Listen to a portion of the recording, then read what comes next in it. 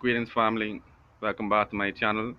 I would just like to give my subscribers some updates which are taking place in the Rastafari community of the Bahamas. Well, recently, a lawsuit was initiated by the Ethiopia Africa Black International Congress, namely the Bobo Shanti organization.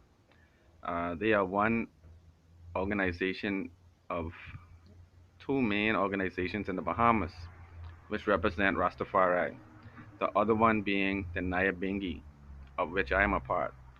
Well, basically, due to decades of oppression and stagnation, our community has been forced to file a lawsuit to sue the Bahamas government for the right to use marijuana, namely cannabis sativa, as our sacrament.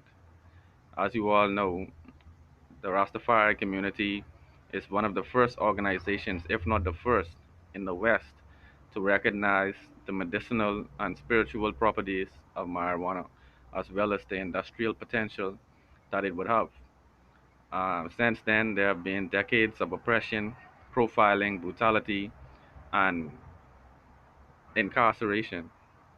Disproportionate amounts of incarceration have been taking place as we have been profiled for many years.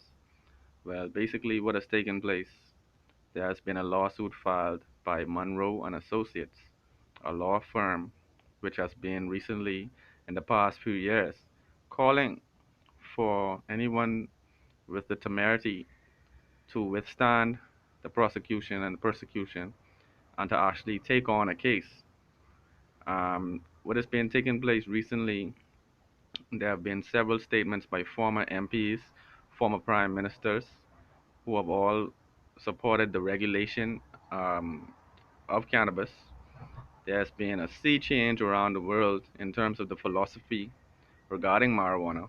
Many countries in the Caribbean, many developed world nations, so called developed nations, have been on board, have been reaping millions of dollars annually, and have actually seen the growth in the processing of marijuana and the growth in the use of marijuana for the medical practice of many of their hospitals. And so, people, what has taken place in the Bahamas, we have been a bit behind the eight ball. We are now in the process of catching up with the global trend, not just in the interest of being trendy, but in the interest of human rights and um, preventing the incarceration of younger children, young adults, and people of all ages who are being arrested for a plant. All right, people.